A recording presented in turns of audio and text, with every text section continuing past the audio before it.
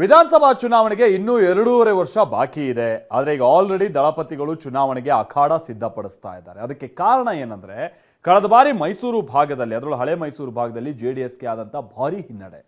ಹೀಗಾಗಿ ಮೈಸೂರು ಭಾಗದಲ್ಲಿ ಹಿಡಿತ ಸಾಧಿಸೋದಕ್ಕೆ ಈಗಿನಿಂದನೇ ರಣತಂತ್ರ ರೂಪಿಸ್ತಾ ಇದೆ. ಇದರ ಭಾಗವಾಗಿನೇ ಇವತ್ತೊಂದು ಸಭೆ ನಡೆದಿದ್ದು ಚಾಮುಂಡೇಶ್ವರಿ ಕ್ಷೇತ್ರದಿಂದ ಜಿಟಿ ದೇವೇಗೌಡ ಅವರಿಗೆ ಗೇಟ್ ಪಾಸ್ ಕೊಟ್ಟು ಸಾರಾ ಮಹೇಶ್ ಅವರನ್ನ ಕಣಕ್ಕಿಳಿಸೋದಕ್ಕೂ ಸಜ್ಜಾಗ್ತಿದ್ದಾರೆ ಅಂತ ತಿಳಿದು ಬರ್ತಾ ಇದೆ. ಇದರ ಜೊತೆಗೆ ಚಾಮರಾಜ ಕ್ಷೇತ್ರದಿಂದ ನಿಖಿಲ್ರನ್ನ ಕಣಕ್ಕಿಳಿಸೋ ಬಗ್ಗೆಯೂ ಕೂಡ ಚರ್ಚೆ ಆಗ್ತಾ ಇದೆ.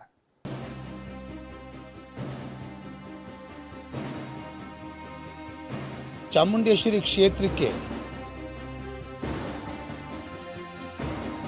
ವಿಧಾನಸಭೆ ಚುನಾವಣೆಗೆ ಇನ್ನೂ 2.5 ವರ್ಷ ಬಾಕಿ ಇದೆ. ಅದಾಗಲೇ ಜೆಡಿಎಸ್ನಲ್ಲಿ ಟಿಕೆಟ್ ಹಂಚಿಕೆ ಚರ್ಚೆ ಹಾಗೂ ಚುನಾವಣಾ ರಣತಂತ್ರ ಶುರುವಾಗಿದೆ. ಅದರಲ್ಲೂ ಹಳೆ ಮೈಸೂರು ಭಾಗದ ವಶಕ್ಕೆ ದಳಪತಿಗಳು ಪಣ ತೊಟ್ಟಿದ್ದಾರೆ. ಇದರ ಮೊದಲ ಭಾಗವೇ ಪಕ್ಷದಿಂದ ದೂರ ಉಳಿದ ಜಿಟಿಡಿ ಕ್ಷೇತ್ರ ಕಸಿದುಕೊಳ್ಳೋದು.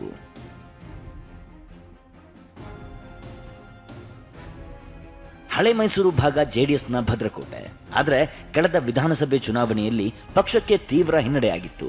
ಈ ಹಿನ್ನೆಲೆಯಲ್ಲಿ ಹಳೆ ಮೈಸೂರು ಭಾಗದ ಮಾಜಿ ಸಚಿವ ಸಾರಾ ಮಹೇಶ್, ಮಂಜೇಗೌಡ ಸೇರಿದಂತೆ ಜೆಡಿಎಸ್ ಮುಖಂಡರು ಇವತ್ತು ಮಾಜಿ ಪ್ರಧಾನಿ ದೇವೇಗೌಡರ ನಿವಾಸದಲ್ಲಿ ಮಹತ್ವದ ಸಭೆ ನಡೆಸಿದರು. ಇನ್ನು ಜೆಡಿಎಸ್ ಹಿರಿಯ ಶಾಸಕ ಜಿಟಿ ದೇವೇಗೌಡ ಪಕ್ಷದಿಂದ ಅಂತರ ಕಾಯ್ದುಕೊಂಡಿದ್ದಾರೆ. ಇದು ಪಕ್ಷದೊಳಗಿನ ಅಸಮಾಧಾನಕ್ಕೂ ಕಾರಣ ಆಗಿದೆ. ಸಾಲದಕ್ಕೆ ಜಿಟಿಡಿ ಹೆಚ್ಚಾಗಿ ಕಾಂಗ್ರೆಸ್ ಜೊತೆಗೆ ಗುರುತಿಸಿಕೊಳ್ತಿದ್ದಾರೆ. ಹೀಗಾಗಿ ದೇವೇಗೌಡರ ನಿವಾಸಕ್ಕೆ ಭೇಟಿ ನೀಡಿದ ಸಾರಾ ಮಹೇಶ್ ನೇತೃತ್ವದ ಟೀಮ್ ಜಿಟಿಡಿಯನ್ನ ಪಕ್ಷದಿಂದ ಉಚ್ಚಾಟನೆ ಮಾಡಬೇಕೆಂಬ ವಿಚಾರವನ್ನ ವರಿಷ್ಠರ ಮುಂದಿಟ್ಟಿದ್ದಾರೆ. ಜೊತೆಗೆ ಚಾಮುಂಡೇಶ್ವರಿ ಕ್ಷೇತ್ರಕ್ಕೆ ಅಭ್ಯರ್ಥಿಯನ್ನಾಗಿ ಸಾರಾ ಮಹೇಶ್ ಅಥವಾ ಪ್ರಬಲರನ್ನ ಈಗಲೇ ಜೆಡಿಎಸ್ ಅಭ್ಯರ್ಥಿ ಅಂತ ಘೋಷಣೆ ಮಾಡಬೇಕು ಎಂದು ಒತ್ತಾಯಿಸಿದ್ದಾರೆ. ಚಾಮುಂಡೇಶ್ವರಿ ಕ್ಷೇತ್ರಕ್ಕೆ ಸಾರಾ ಮಹೇಶ್ ಅವರು ಸ್ಪರ್ಧೆ ಮಾಡಿದರೆ ನಿಮ್ಮ ಸಹಕಾರ ಬೇಕು ಇದೆಯಾ ಅನ್ನೋ ವಿಚಾರದಲ್ಲಿ ನಾವು ಅವ್ರನ್ನ ಮೀಟ್ ಮಾಡಿದ್ವಿ. ಚಾಮುಂಡೇಶ್ವರಲ್ಲೂ ಕೂಡ ಸಕ್ರಿಯವಾಗಿಲ್ಲದೆ ಇರೋದ್ರಿಂದ ಕೆಲವು ಪಕ್ಷದ ನಿಷ್ಠಾವಂತ ಕಾರ್ಯಕರ್ತರುಗಳು, ಮುಖಂಡರುಗಳು ಹೆಸರುಗಳನ್ನು ಹೇಳ್ಬೋದು. ಒಟ್ಟಾರೆ ತೀರ್ಮಾನ ನಮ್ಮ ನಾಯಕರು ಏನು ಹೇಳ್ತಾರೆ, KR ನಗರದಲ್ಲಿ ಸ್ಪರ್ಧೆ ಮಾಡು ಅಂದರೂ ಮಾಡ್ತೀವಿ, ಇನ್ನೊಂದು ಭಾಗದಲ್ಲಿ ಮಾಡಿ ಅಂದರೂ ಮಾಡ್ತೀವಿ. 2028ರ ಚುನಾವಣೆ ಚಾಮರಾಜದಿಂದ ಸ್ಪರ್ಧೆ ಮಾಡ್ತಾರಾ ನಿಖಿಲ್? ಕಳೆದ ವಿಧಾನಸಭೆ ಚುನಾವಣೆಯಲ್ಲಿ ನಿಖಿಲ್ ಕುಮಾರಸ್ವಾಮಿಗೆ ರಾಮನಗರದ ಮತದಾರ ಕೈ ಹಿಡಿದಿರಲಿಲ್ಲ.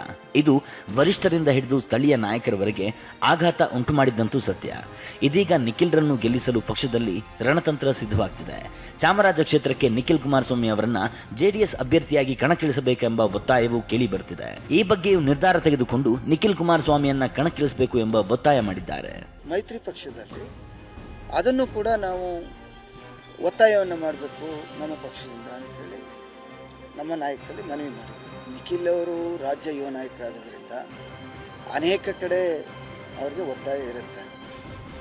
ವಿಚಾರ ಅಂದರೆ ಮೈಸೂರಿನ ಚಾಮರಾಜ ಕ್ಷೇತ್ರದಲ್ಲಿ ಬಿಜೆಪಿ ಪಕ್ಷದಿಂದ ಎಲ್ ನಾಗೇಂದ್ರ ಹಾಗೂ ಪ್ರತಾಪ್ ಸಿಂಹ ಎಂಬ ಇಬ್ಬರು ಪ್ರಬಲ ಆಕಾಂಕ್ಷಿಗಳು.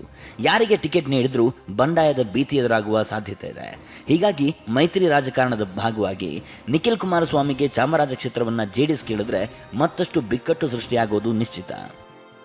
ಸುನಿಲ್, TV9 ಬೆಂಗಳೂರು.